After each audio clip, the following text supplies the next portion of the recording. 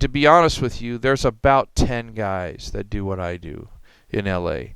There's over 200,000 musicians, but there's about 10 people doing what I do. Really, the movie stuff, the reading is the hardest because they don't film movies in 4/4. So I mean, let's say we're playing in 4 and there's a cut and it takes a bar of 7/16 to get to that cut.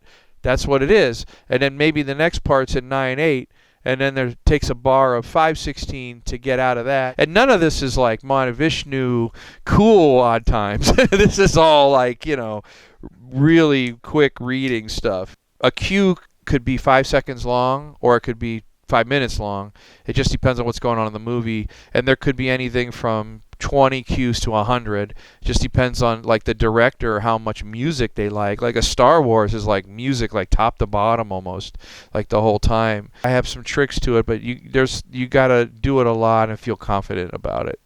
Usually with movies and TV shows, it comes directly from the composer. Sometimes there's a contractor. There's a few contractors in town. So you have to be one of the top guys in town that the contractor calls. Maybe that contractor's first call is J.R. Robinson, and maybe I'm his second call if J.R.'s booked, or maybe it's Kurt Biscara and Greg Bissonette, and I'm the third call. And then another contractor, I might be the first, and if I can't do it, then it's Greg. The composer is different. The composer is sort of no different than like the band leader. There's composers like Michael Dana or Jeff Dana or Andrew Lockington or people like that they call me first. They're really loyal and that's awesome. That's awesome. The TV shows I do now, I do all the soundtrack work for. So we have and Have Nots, which is a Tyler Perry TV show. Love Thy Neighbor, which is another one. Continuum on the Sci-Fi Network. Tyrant on the FX Network. At some points during the year, there's 3 at the same time.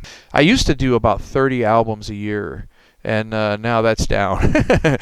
Movies, 20 movies, 3 or 4 TV shows. The rest is filled in with touring and with either my band or Andrea Bocelli or somebody. The other thing that I do is I'm the lead R&D consultant for Mapex Drums. So I have a facility here where I work on R&D, and Josh, the guy that works for me doing drum tech work, and we have an inventory of drums and stuff we're customizing and working on that. So maybe what I could do now is show you that room.